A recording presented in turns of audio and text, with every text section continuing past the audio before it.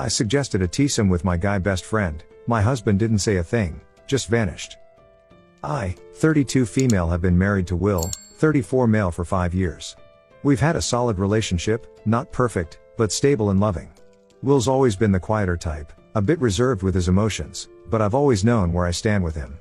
That was until 3 days ago when he disappeared without a word after I suggested something I now realize I should have thought through more carefully. For context, I've been friends with Noah, 33 male, since college. We met in a programming class and hit it off immediately. He's been my ride or die through everything: career changes, relationships, and eventually my marriage to Will. Noah got married 4 years ago to someone I never particularly clicked with, and they divorced 8 months ago. Since then, he's been struggling, throwing himself into work and avoiding dating altogether. Will has always been fine with my friendship with Noah. At least, that's what I thought. They get along well enough, though they've never become close friends themselves. Will would join us occasionally for drinks or dinner, but he was always happy to let me have my friendship space. Last Friday, Noah came over for dinner. We do this every couple of weeks, nothing unusual. Will had made his specialty pasta dish, and we were all relaxed, several glasses of wine in, when the conversation drifted to Noah's non-existent love life. "I'm just not ready to put myself out there again," Noah said, swirling his wine. "The thought of dating apps makes me want to throw my phone into the ocean." "You'll get there," I told him. "But maybe you need to ease back in. Something casual and uncomplicated." Will nodded in agreement, refilling our glasses. The wine was definitely flowing freely at this point. And then, like some effing switch flipped in my brain, I said it: "You know what could be fun and uncomplicated? If you joined Will and me sometime." The silence that followed was deafening. Noah nearly choked on his wine. Will froze, his glass halfway to his lips. I quickly added, "I mean, we're all adults here. It could be interesting." I looked at Will, expecting him to laugh it off or at least say something. But he just put his glass down, excused himself to go to the bathroom, and when he returned, he smoothly changed the subject. The rest of the evening was strained, though we managed to get through it. Noah left early, looking uncomfortable. Will and I cleaned up in silence, and when we went to bed, he turned away from me without a word. I figured we'd talk about it in the morning, maybe laugh about my inappropriate suggestion or have a serious discussion if needed. But when I woke up, Will was gone. His phone was gone. His laptop was gone. Some clothes were missing from the closet. No note. No text. Nothing. I've called and texted him countless times. No response. I called his workplace, and they said he's taken a week off, something he never mentioned to me. His parents haven't heard from him. Our mutual friends are in the dark. Noah is the only person I've told about what happened, and he's as confused as I am. He thinks Will overreacted and just needs time to cool off.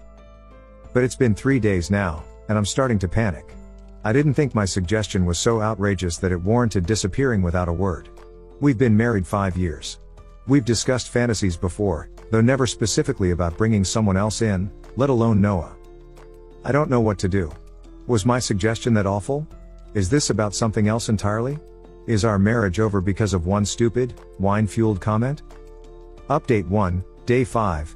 It's been 5 days now, and Will still hasn't come home. I've progressed from worry to anger to a mixture of both. His continued silence feels cruel at this point. I finally got a text from him last night. All it said was, "I need time to think. I'm safe. Don't contact my family again." That's it. 5 effing days of disappearing, and that's all I get? I don't even know where he is or when, if ever, he's planning to come back. I'm starting to see a side of him I never knew existed. This silent treatment is childish and unfair. If he had an issue with what I said, he could have talked to me about it like an adult instead of running away. Noah has been checking in on me daily. He feels partially responsible, though I've told him repeatedly this isn't his fault. Yesterday, he came over with takeout and we talked for hours. It felt good to not be alone with my thoughts. What's killing me is that I don't even know what I'm being punished for exactly. Was it specifically the eesome suggestion? Was it because it was with Noah? Or has Will been looking for an excuse to leave, and this was convenient? Our marriage hasn't been perfect lately, whose is? But I never saw this coming. We've been busier than usual with work, slightly less intimate, maybe a bit more irritable with each other. Standard stuff, nothing catastrophic. Definitely nothing that would explain this reaction. I'm not going to chase after him anymore. If he wants to act like this, fine. I've stopped calling and texting. The ball is in his court now. In the meantime, I've been throwing myself into work and trying to maintain some normalcy. It's strange how quickly your life can turn upside down. I'll update if anything changes, but right now, I'm starting to wonder if my marriage has been a lie all along. How well do you really know someone if they can just walk away without a word? Update 2, Day 7. Well, I found out what's really going on, and it's much worse than I thought. Last night, I was looking for an important document we keep in Will's desk drawer. While searching, I found a small notebook I'd never seen before. I know I shouldn't have read it, but at this point, I felt entitled to some answers. It was essentially a journal Will had been keeping for the past 3 months. Most entries were brief, just dates and short notes. What I discovered made my stomach drop. Will has been suspicious of my relationship with Noah for months. He's been documenting times I've mentioned Noah, how long my phone calls with him last, how my energy changes when Noah is around or when I talk about him. There were questions he'd written to himself. Is something happening between them? Am I imagining this? Why does she light up around him in a way she doesn't with me anymore? The most recent entry, dated 2 days before the incident, read, Noah coming for dinner Friday. Maybe I'll finally get some answers about what's going on. I feel sick. Will thinks I've been having an emotional affair, or worse. And then I suggested a eesome with the very person he's been worried about. From his perspective, I can now see how that looked. It wasn't just an inappropriate suggestion, it was confirmation of his worst fears. He probably thinks I've been wanting Noah all along and was trying to find a way to act on it with his permission. But that's not true. Noah is my friend, my best friend, but I've never thought of him that way. The eesome suggestion was stupid and thoughtless, but it wasn't coming from a place of secret desire for Noah. Or was it? I've been sitting with this question all night. Have I been oblivious to my own feelings? Have I been giving Will reasons to doubt me without realizing it? I've been combing through my memories, analyzing every interaction with Noah through this new lens. Yes, I enjoy his company. Yes, I confide in him. Yes, I make time for him. But I do love Will, I've never doubted that. I called Noah this morning and told him what I found. There was a long pause on the line before he said, Kate, I think we need to talk in person about this. We're meeting for coffee later today. I have a feeling this conversation is going to change everything, and I'm terrified. As for Will, I've sent him one more text, I found your notebook. I understand now. Please come home so we can talk. There's nothing going on with Noah, but we clearly need to address this. No response yet. Update 3, Day 8. I met with Noah yesterday. It was the most difficult conversation we've ever had. We sat at a corner table in a quiet cafe across town, both of us looking like we hadn't slept in days. I wasn't wrong. I need to know the truth, I said after our coffees arrived. Have I been missing something between us? Noah looked down at his hands. I've always had feelings for you, Kate. Since college. The words hit me like a physical blow. 12 years of friendship, and I never knew. But I respected your relationships, he continued. When you met Will, I saw how happy he made you. I started dating other people seriously. I thought I'd moved on when I got married. And now? I asked, though I already knew the answer. The divorce made me reevaluate everything. Being around you these past months, it brought it all back. I sat there, trying to process what he was telling me. Had I really been this blind? Have I been leading you on? I asked. Because if I have, it wasn't intentional. He shook his head. You've been a good friend. That's all. But sometimes. The way you look at me, the way you touch my arm when you laugh, how you call me first with any news. I started wondering if maybe you felt something too. And the eesome suggestion. We both knew how that looked now. Will thinks we're having an affair, I said. Noah nodded slowly. I know how it must seem to him. Are we? An emotional affair, I mean. I needed to hear him say it. I think we've been dancing around something neither of us was willing to acknowledge, he said. And that's not fair to Will. We sat in silence for a long time after that. I need to step back, Noah finally said. For all our sakes. I won't contact you again until you and we'll figure things out, whatever that looks like. I didn't argue. He was right. As we were saying goodbye outside the cafe, Noah hesitated, then said, for what it's worth, I never expected you to suggest what you did. It shocked me as much as it shocked Will. I know, I said. I'm still trying to understand why I said it. He gave me a sad smile. Maybe you already do. I went home and poured myself a large whiskey. Then I did something I've been avoiding. I really thought about my feelings for Noah. The truth is complicated. Have I ever been physically attracted to him? Yes, objectively he's an attractive man. Have I ever fantasized about him? Occasionally, in passing, the way people sometimes do about friends, but I never dwelled on it. Have I ever wanted to leave Will for him? No. Never. But I've certainly taken emotional comfort in Noah that I should have been seeking from my husband. I've prioritized that friendship in ways that could seem inappropriate from the outside. I've enjoyed Noah's admiration and attention. Was the eesome suggestion my subconscious trying to have it both ways? To keep my marriage but explore whatever this thing with Noah might be? I honestly don't know. Will finally texted back, "I'll come by tomorrow evening to talk." Tomorrow, I face the music. Update 4, Day 9. Will came over last night as promised. I heard his key in the lock at exactly 7 p.m., predictable as always.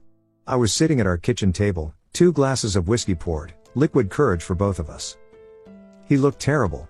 Unshaven, dark circles under his eyes, like he'd aged years in 9 days. I probably didn't look much better. He sat across from me, not touching the whiskey. The silence stretched between us like a physical thing. "Where have you been staying?" I finally asked. "Hotel downtown," he said, his voice rough from disuse or emotion or both. "Then Ben's guest room. Ben is his college friend I've met maybe 3 times. I nodded. Another silence. "You read my notes," he said. Not a question. "Yes. I shouldn't have gone through your things, but it doesn't matter now," he cut me off. "Were they right? The things I wrote?" I took a deep breath. Yes and no. Noah told me he's had feelings for me for years. I didn't know. Will laughed without humor. "You didn't know? Kate, everyone knows. The way he looks at you." He stopped himself, ran a hand through his hair. "But that's not what I asked. I asked if you have feelings for him." "I love you," I said immediately. "That's not what I asked either." The directness of his gaze made me look away. "I don't know," I admitted. "I'm confused. He's been my friend for so long that it's hard to untangle. But I've never cheated on you, emotionally or physically." Will was quiet for a long time. Then, "Do you have any idea what it felt like? Sitting there at our dinner table, watching my wife suggest we have sex with the man I've been worried about for months?" The rawness in his voice made my chest hurt. "I know how it must have seemed."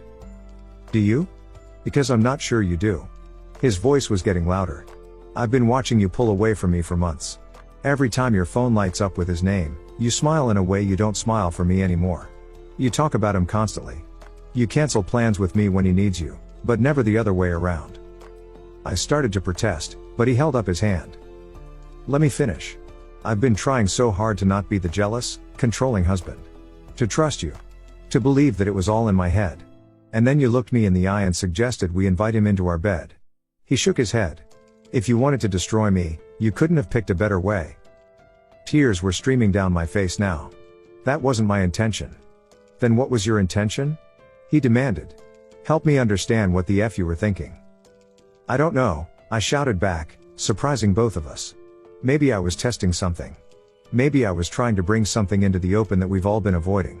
Maybe I'm just effing confused about what I want and who I am and what my feelings mean." I stood up, needing to move. "These past 9 days have been HL, Will. You just disappeared. No explanation, no chance to talk, nothing. Do you have any idea how that felt?" "I couldn't stay," he said, quieter now. "If I had, I would have said unforgivable things. I needed to figure out if our marriage was even worth fighting for." The words hung between us like a blade. "And is it?" I asked, barely above a whisper. Will looked at me for a long time. "I don't know," he finally said. "I love you. I've always loved you. But I don't know if I can get past this. I've told Noah I can't see him anymore," I said. He agreed it's for the best. Will nodded. "That's a start. But this isn't just about Noah, is it? It's about us, what's broken between us that led to this point." He was right, of course. This was the most honest conversation we'd had in months, maybe years. "I want to try," I said. "If you're willing, I want to fight for us."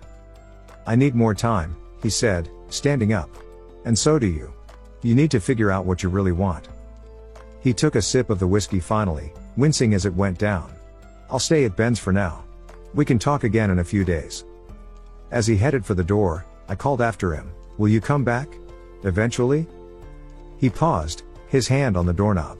"I don't know. But I'm not running away this time. We'll figure this out one way or another." And then he was gone. I collapsed onto the couch after he left, emotionally drained. The worst part is, he's right, I do need to figure out what I want. The fact that I'm not immediately certain is telling in itself. Update 5, Day 14. It's been 5 days since Will and I talked. 5 days of complete radio silence. 5 days of overthinking every word of our conversation, of examining our entire relationship under a microscope.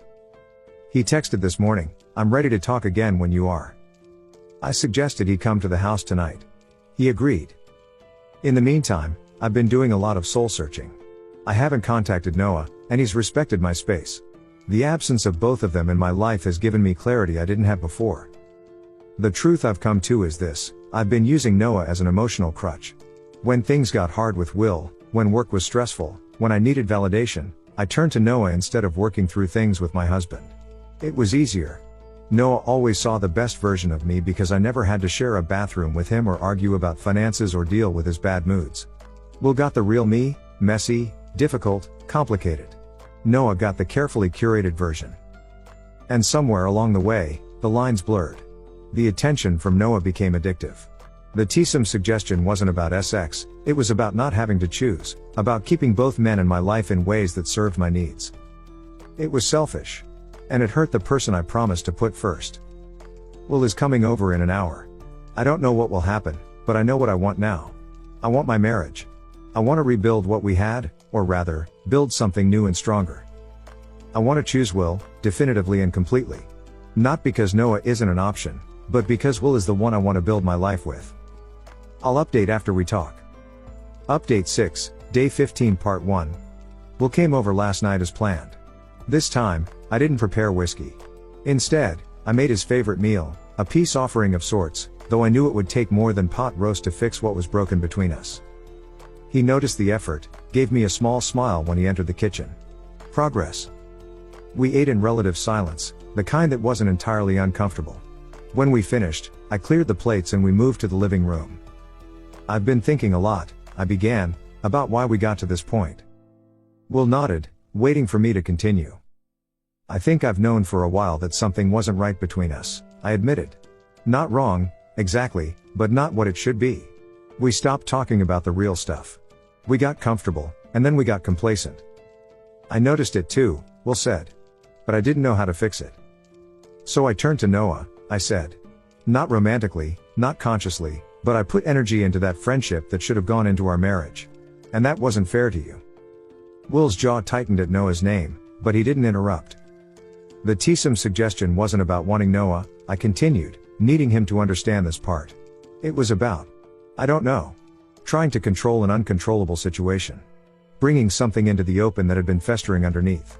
It was stupid and hurtful, and I'm so sorry." Will was quiet for a long moment. "I believe that you believe that," he finally said. "But I'm not sure it's the whole truth." I started to protest, but he held up his hand. "Let me finish. I've had a lot of time to think too. About what I contributed to this situation." This surprised me.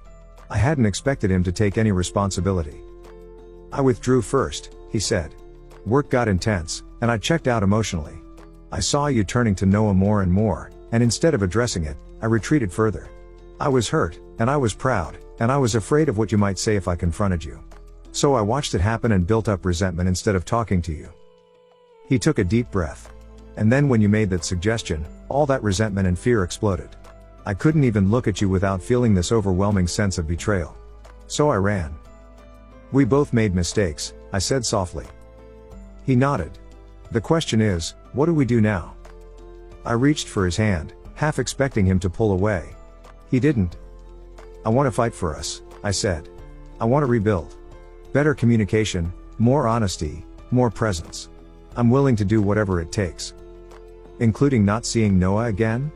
he asked, his eyes meeting mine directly. The question hung in the air between us. This was the real test. "Yes," I said without hesitation. "My marriage is more important." Will exhaled slowly.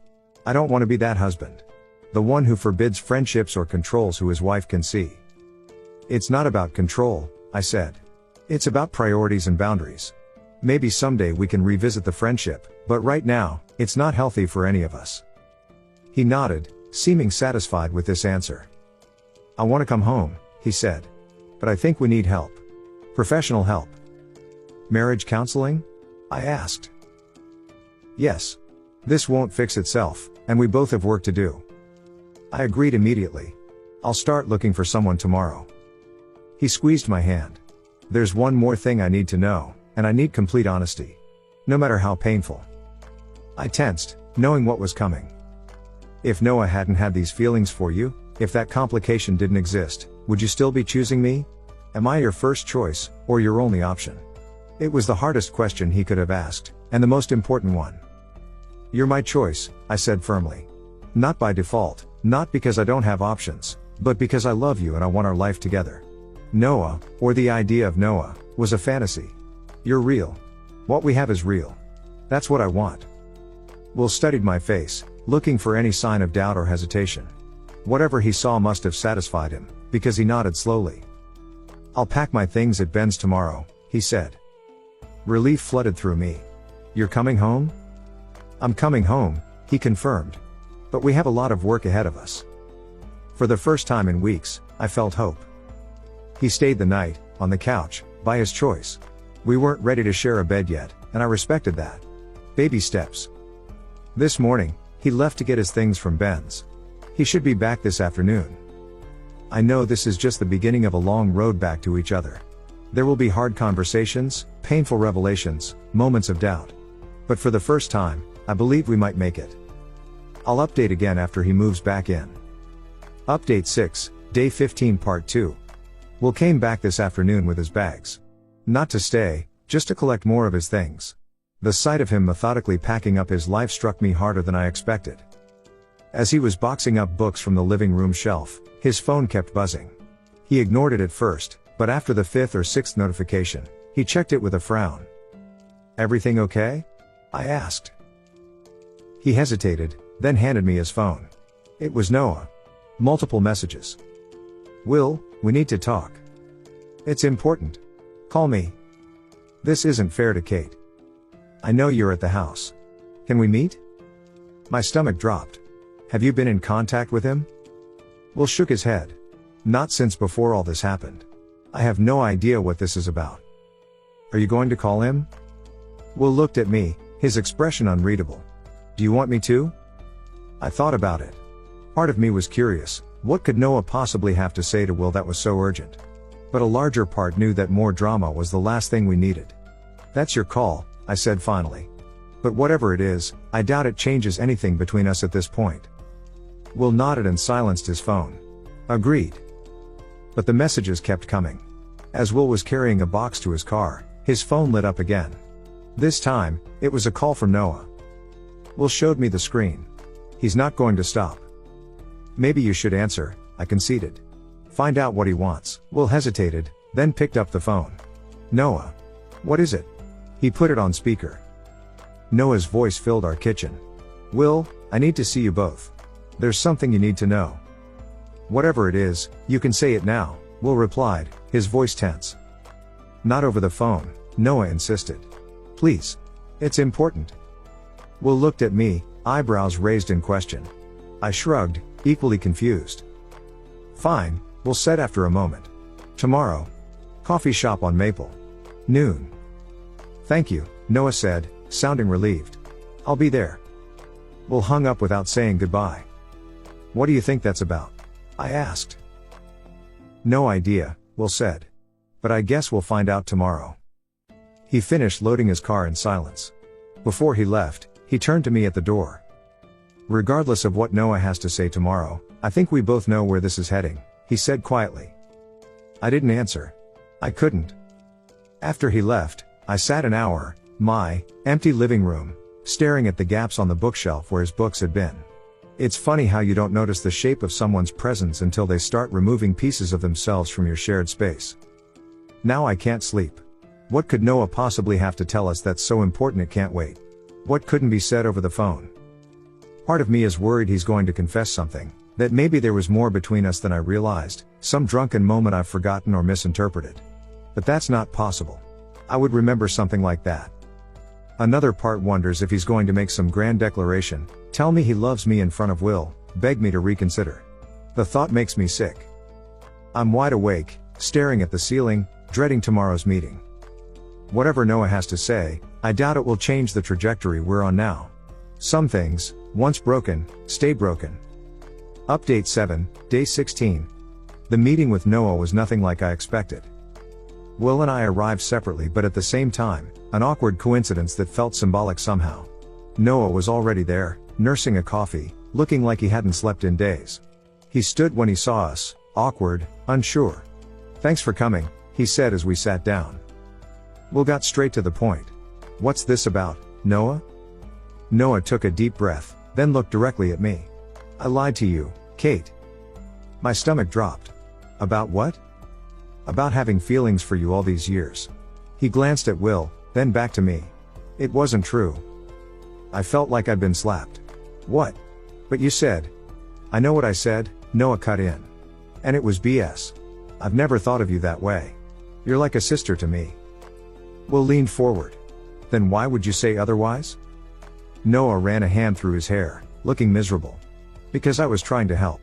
You both seemed so convinced there was something between Kate and me. I thought if I confirmed it, it would give you clarity, something concrete to deal with instead of all this confusion. So you lied, Will said flatly. Yes, Noah admitted. And I made everything worse. That's an understatement, I said, feeling a fresh wave of anger. Do you have any idea what you put us through? I do now, Noah said. And I'm sorry. Truly. There's more, Noah continued, looking even more uncomfortable. The night of the dinner, when Kate suggested. What she suggested. I think I know why she did it. I froze. Noah, don't. She needs to tell you this herself, Noah pressed on, looking at Will. But since she won't, I will. She's been worried about you for months. About your stress, your disconnection. She's talked to me about it a lot. The eesome suggestion, as effing stupid as it was, I think it was her way of trying to shock you out of whatever funk you've been in. Will turned to me, surprise evident on his face. Is that true? I honestly didn't know. Maybe?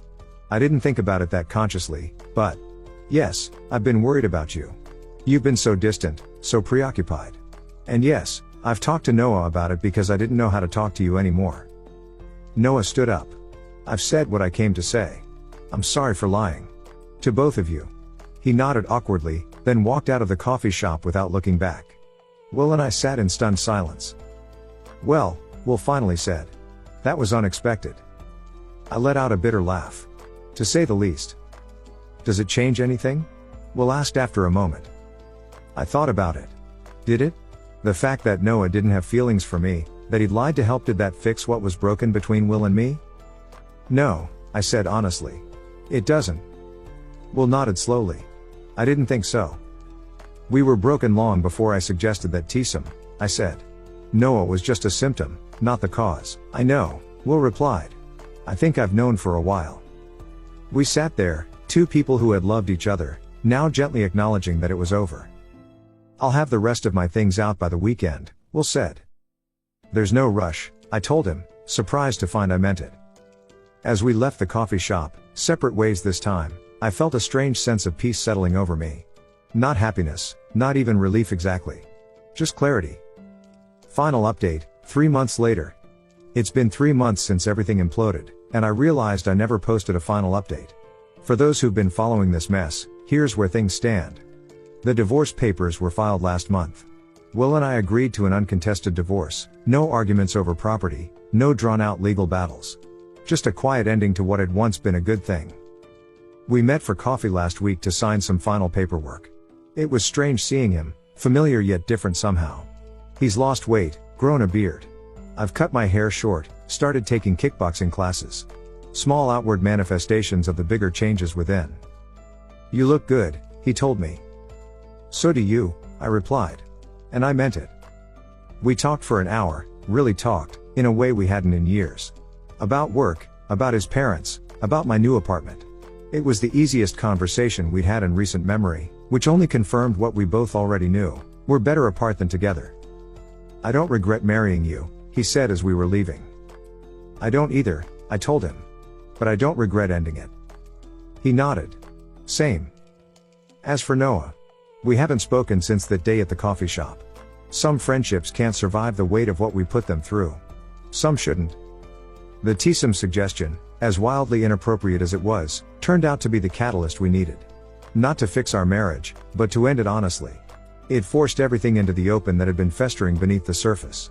Without that disaster, we might have continued in our polite, distant misery for years. Sometimes I wonder what would have happened if I'd never said those words at dinner. Would we still be together, going through the motions, pretending everything was fine? Probably. And that would have been its own kind of tragedy. There's a freedom in starting over at 32. In my new apartment, with no one's books on the shelves but mine, no one's expectations to meet but my own, I'm discovering parts of myself I'd forgotten existed. Will texted me yesterday to let me know the divorce was finalized. I bought myself a bottle of expensive champagne and drank it on my balcony, watching the sunset. Not celebrating the end of my marriage exactly, but acknowledging it. Honoring what was, accepting what is. I don't know what comes next. But for the first time in a long time, I'm excited to find out. TLDR, suggested a eesome with my husband and best friend, husband disappeared, discovered our marriage had been broken for longer than I'd admitted, lost both my husband and my best friend, but finally found my way back to myself. Thank you so much for watching until the end.